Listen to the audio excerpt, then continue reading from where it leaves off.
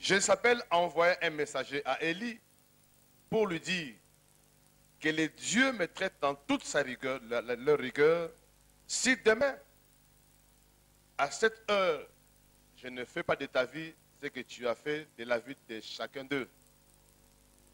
Élie, voyant cela, s'éleva et s'en alla pour sauver sa vie. Il arriva à Bethsheba, qui appartient à Juda, et il laissa son serviteur. Pour lui, il alla dans le désert où, après une journée de marche, il s'assit sur un genêt et demanda la mort en disant, « C'est assez maintenant, Éternel, prends mon âme. Je ne suis pas meilleur que mes pères. » Il se coucha et s'endormit sur un genêt, et voici, un ange le toucha et lui dit, « Lève-toi, mange. » Il regarda, il y avait au chevet un gâteau cuit sur des pierres chauffées et une cruche d'eau.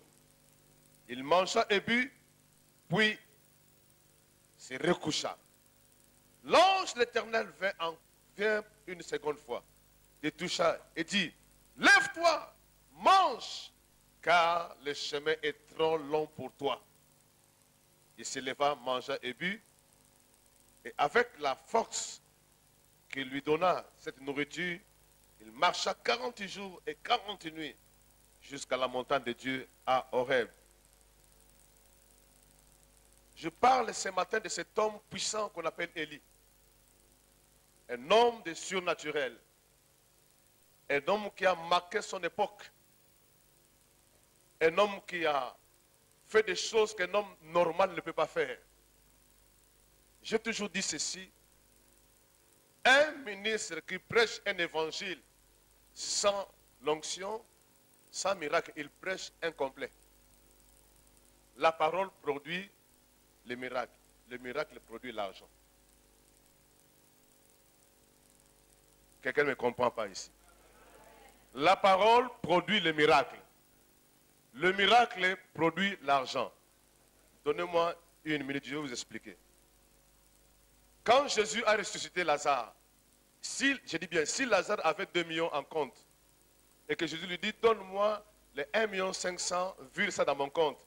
Si tu refuses, je vais te faire rentrer dans le sépulcre. Est-ce que Lazare allait refuser?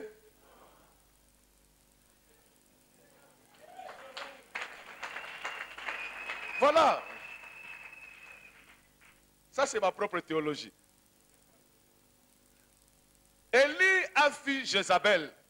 Mais et pourtant, le chapitre passé, le chapitre suivant, Élie avait fait des miracles qu'aucun homme ne peut faire.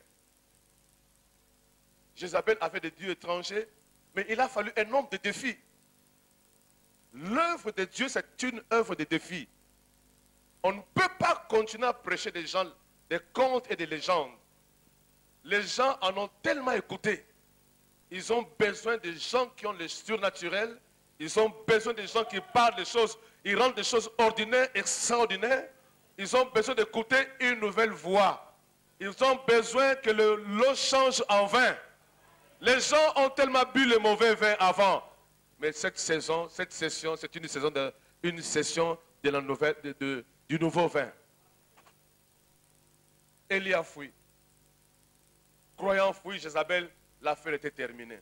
Papa, maman, si vous avez l'appel de Dieu, Dieu peut vous amener n'importe où pour vous faire retourner dans la vocation.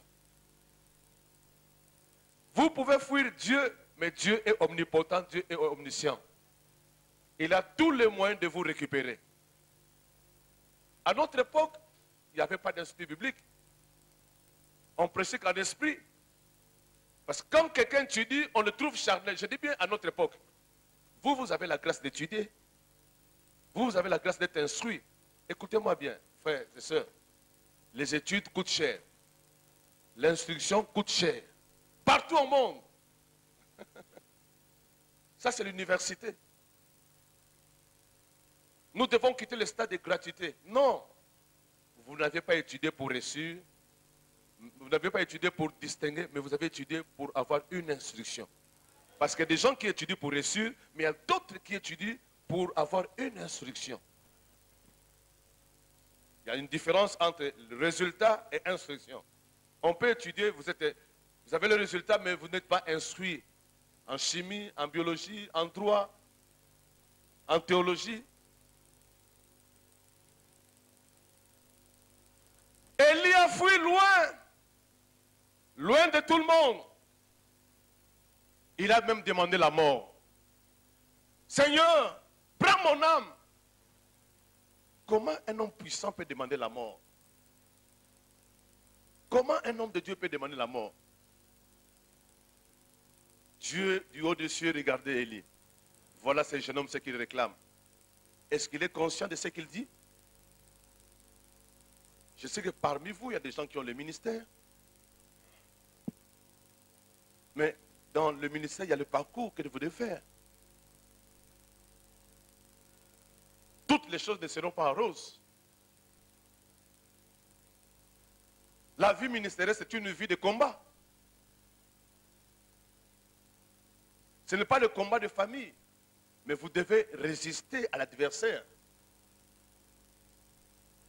Dieu commence toujours une œuvre dans des choses faibles. Il la rend plus performante, plus puissante. Je vais vous parler de moi-même. Ça fait 30 ans que je prêche, ou 29 ans. À l'âge de 16 ans, j'étais fumeur de chanvre, déjà. J'ai fumé de chanvre. Un grand fumeur de chanvre. C'est là où Dieu m'a pris. Je ne suis pas un prédicateur par accident. Dieu m'a pris dans les histoires de chanvre. Pendant 8 ans ou 10 ans, j'ai fumé du chanvre. Mais l'amour de Dieu ne m'a pas quitté. L'appel de Dieu était toujours là. Dieu, dans sa compassion, m'a trouvé en train de fumer du chanvre. Un grand fumeur, je dis bien un grand fumeur. L'image qu'il y a aujourd'hui, c'est le sang de Jésus qui va laver. Mais avant, tu ne saurais pas rester avec moi pendant 1 heure, me supporter. Je ne veux pas de l'évangile de transformation. Comment Dieu peut transformer les hommes? Comment Dieu peut transformer les familles? Comment Dieu peut transformer la vie des gens?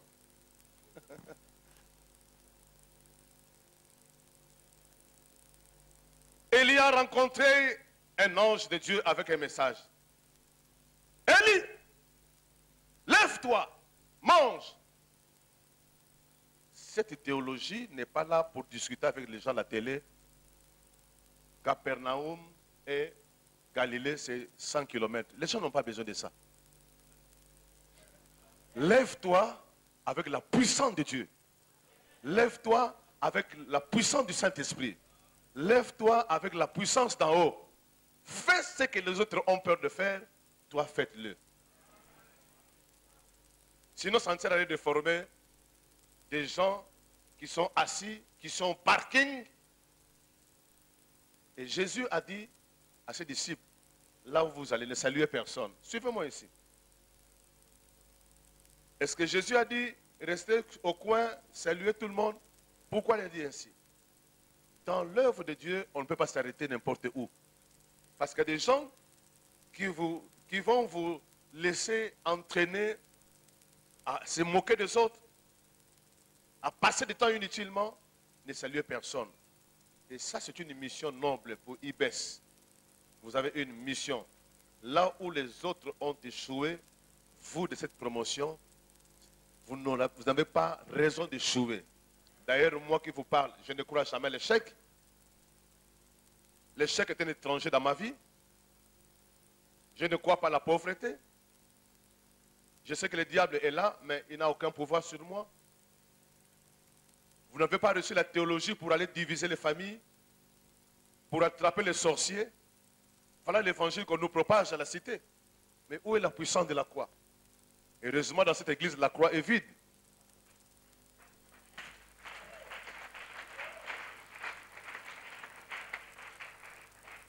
Élie n'a pas compris pourquoi l'ange lui avait parlé. Lève-toi, Élie, même si Jézabel est en train de traquer, mais toi tu es un saint serviteur de Dieu. Élie s'est mis debout pour la deuxième fois. L'ange lui dit, Élie, mange et bois. Voilà mon message. Car le chemin est trop long pour toi. Mon frère, même si vous portez toge rouge, le chemin est trop long pour toi. Le chemin est trop long. Si vous allez aujourd'hui dans des centres pénitentiaires, vous allez dans des parquets ou dans des tribunaux, vous allez trouver des pasteurs escrocs qui ont torpillé la vie des gens, qui ont rendu des familles malheureuses à cause d'un évangile tronqué.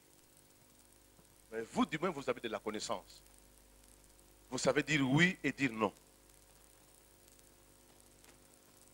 Ne prêchez pas les gens à cause de votre ventre, mais prêchez les gens par compassion, par appel. Parce qu'un évangile sans compassion n'est pas évangile.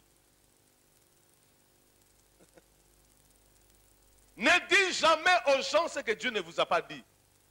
Oh Dieu m'a dit, oh Dieu m'a dit. Qu'est-ce que Dieu vous a dit? Si Dieu n'a rien dit, ne dites pas aux gens que Dieu m'a dit.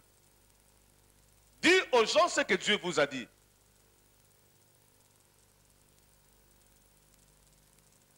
Beaucoup de gens sont déçus de suivre nos églises. Sont fatigués. Mais du moins, cette session, cette génération, vous allez apporter beaucoup de corrections. Mais dans toute humilité.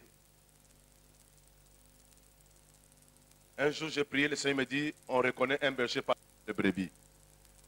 Quand un berger n'a pas l'odeur de brebis, il n'est pas berger. On ne peut pas dire que je suis pasteur, mais sans brebis. Comment tu peux être pasteur sans brebis? Je parle à quelqu'un? Tout à l'heure, je dis au corps professoral, vous n'allez pas en compétition, mais vous allez en conquête. Si vous allez prêcher un évangile de concurrence, vous allez échouer. Parce que Dieu va se retirer de vous.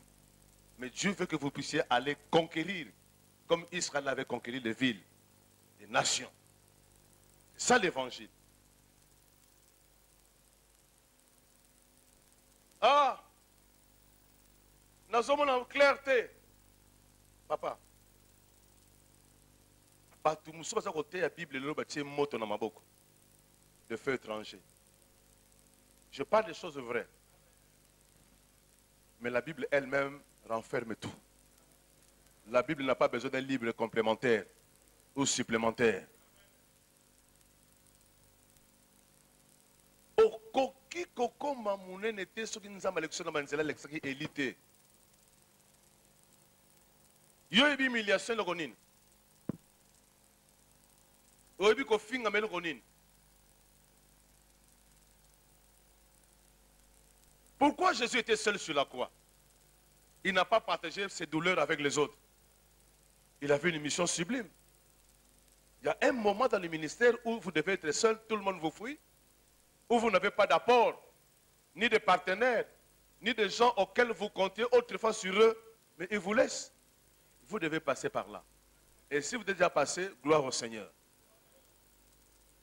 Et là, est-ce que dans cette église, il est interdit de parler en lingala? Oh, merci beaucoup. Parce que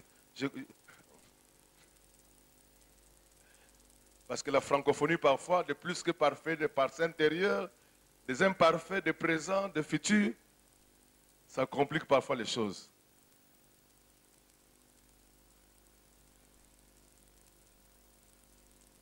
Oh, Jassimbi Eli. Eli. Le chemin est long. Trop long. Papa, et pas biso kokite, mais yo koka. Et pas biso tozo kokoma te, yo koma. Et pas biso mi se fungwami te, yo mi se fungwama.